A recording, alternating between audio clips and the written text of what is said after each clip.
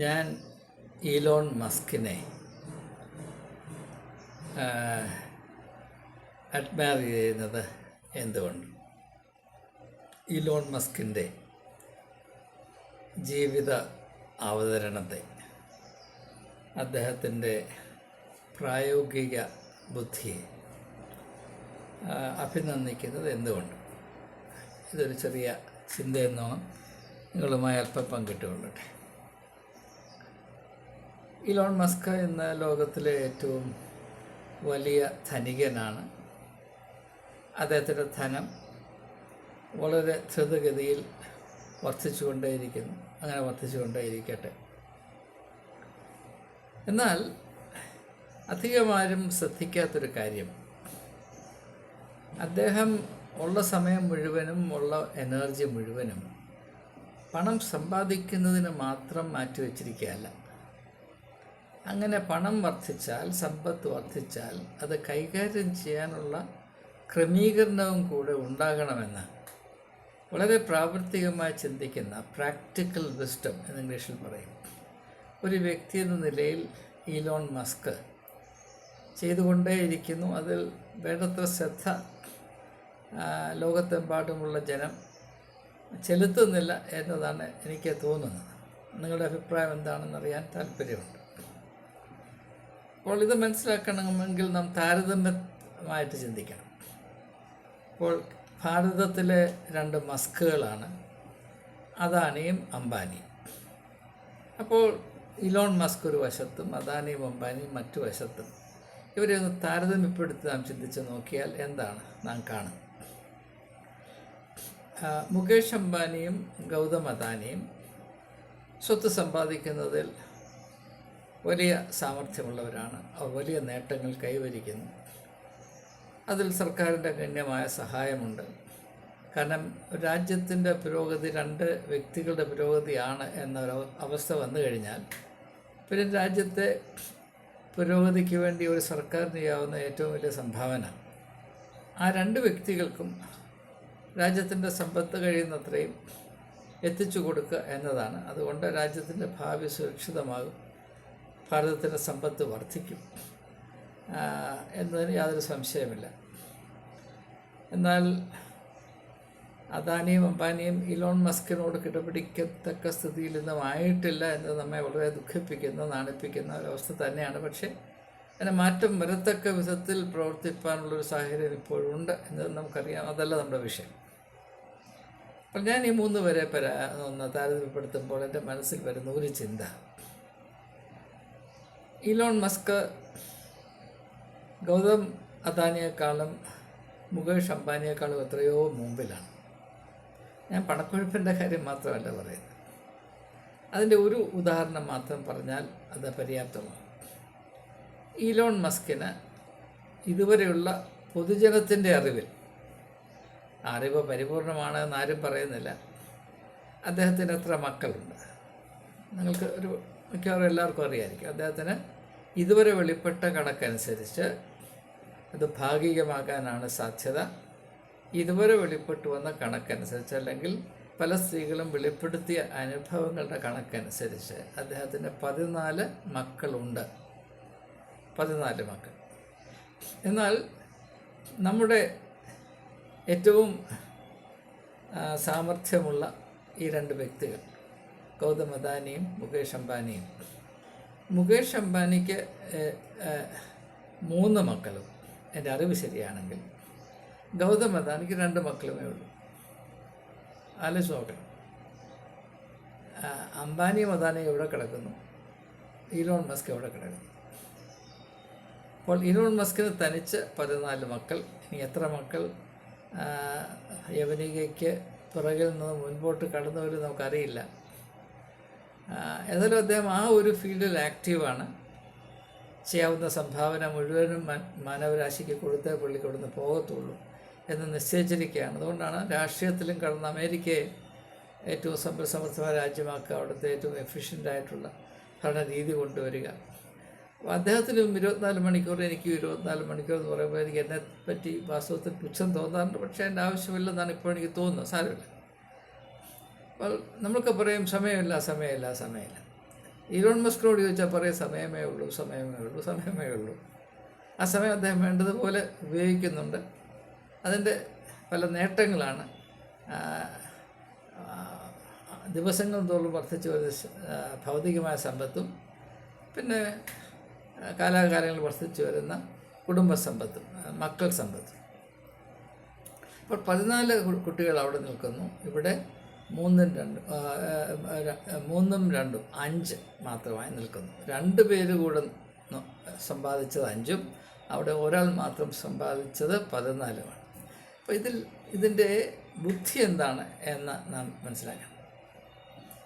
അപ്പോൾ Elon Musk അദ്ദേഹം സ്വന്തം കഴിവ് കൊണ്ടാണ് ടോട്ടലി സെൽഫ് മെയ്ഡ് മാൻ. അദ്ദേഹം ഈ സമ്പത്ത് മുഴുവനും ഉണ്ടാക്കി. പക്ഷേ നാളെ എന്തായിത്തീരും അതിനെപ്പറ്റി ചിന്തിക്കണ്ടേ? അപ്പോൾ താൻ ഉണ്ടാക്കുന്ന ശതകോടികൾ നാളെ തൻ്റെ കാലശേഷം കൈകാര്യം ചെയ്യാൻ തക്കതായ ഒരു തലമുറ സൃഷ്ടിക്കുക എന്നതും ഇതിൻ്റെ പ്രത്യേക ഊന്നൽ കൊടുക്കേണ്ട ഒരു ഘടകമല്ലയോ? അല്ലാതെ സമ്പത്ത് മാത്രം കൂട്ടി വച്ചിട്ട് അത് താങ്ങാനുള്ള ചുവടുതാങ്ങിയും കൂടെ സൃഷ്ടിച്ച് വെച്ചില്ല എങ്കിൽ ഈ സമ്പത്ത് മുഴുവനും വല്ലവരുടെയും പോക്കറ്റിലായി പോകത്തില്ലേ? അപ്പോൾ ഇത് വാസ്തവത്തിൽ അദാനിയും അംബാനിയും വളരെ വളരെ പ്രത്യേകമായി ശ്രദ്ധിക്കേണ്ടതാണ്. പക്ഷെ ശ്രദ്ധിച്ചാൽ അത് പ്രയോജനപ്പെടുത്താനുള്ള കാലം കഴിഞ്ഞു പോയല്ലോ നമുക്കറിയില്ല. പക്ഷേ ഇക്കാലത്ത് ശാസ്ത്രമൊക്കെ ഉള്ളതുകൊണ്ട് എത്ര വൈകിപ്പോയാലും ചില കാര്യങ്ങളൊക്കെ നേടിയെടുക്കാൻ സാധിക്കുമെന്നും നമുക്കറിയാമെന്നുള്ള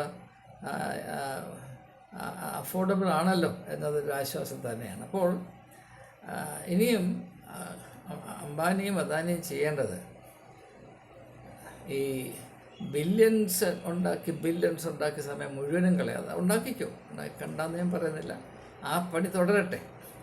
അതിൻ്റെ ഒരു 10 സമയം ഇലോൺ മസ്കിൻ്റെ മാതൃക മാനിച്ചുകൊണ്ട് ഈ കുമിഞ്ഞുകൂടിക്കൊണ്ടിരിക്കുന്ന വലിയ സമ്പത്തിനെ ഭാവി കാലത്ത് കാര്യക്ഷമമായി കൈകാര്യം ചെയ്യാൻ പര്യാപ്തമായ ഒരു അവകാശികളുടെ നിര, ആർമി ഓഫ് ഇൻഹെറിറ്റേഴ്സ് ഉണ്ടാക്കേണ്ട വലിയ അത്യാവശ്യമുണ്ട്. അല്ലെങ്കിൽ വലിയ തകർച്ചയിലേക്കാണ് പോക്ക്. ആ സമയത്ത് ഇങ്ങനെയുള്ള കാര്യങ്ങളിൽ നരേന്ദ്രമോദി സഹായിക്കണം അല്ലെങ്കിൽ അമിത്ഷാ സഹായിക്കണമെന്ന് പറഞ്ഞിട്ട് ഒരു കാര്യമില്ല.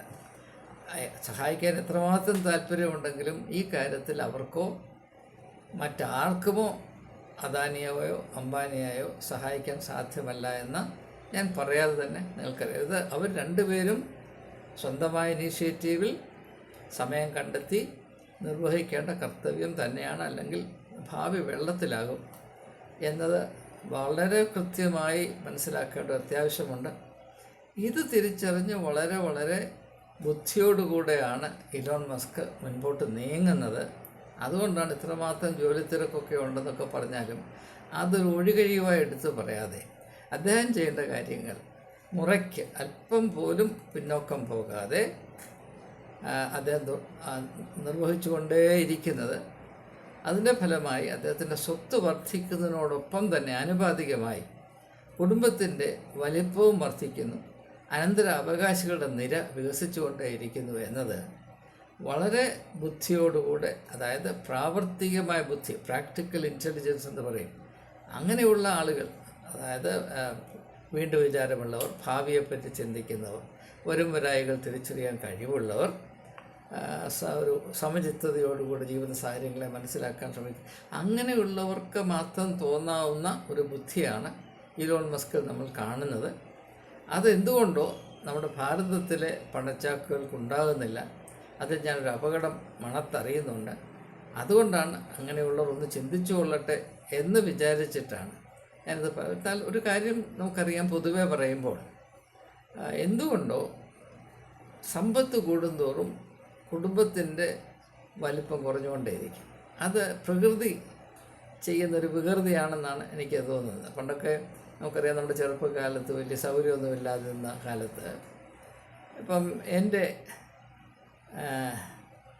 അമ്മ, അയാളുടെ കുടുംബം, അവർ 9 മക്കളായിരുന്നു. വല്യപ്പച്ചനും വല്യമ്മച്ചിയും 9 മക്കൾ. അത് ആ കാലത്തൊരു സ്റ്റാൻഡേർഡ് സൈസായിരുന്നു. അത് കഴിഞ്ഞ് എൻ്റെ അമ്മയുടെ കാലം വന്നപ്പോൾ എൻ്റെ അമ്മയ്ക്ക് 4 മക്കൾ, ഞാൻ 3 സഹോദരിമാർ.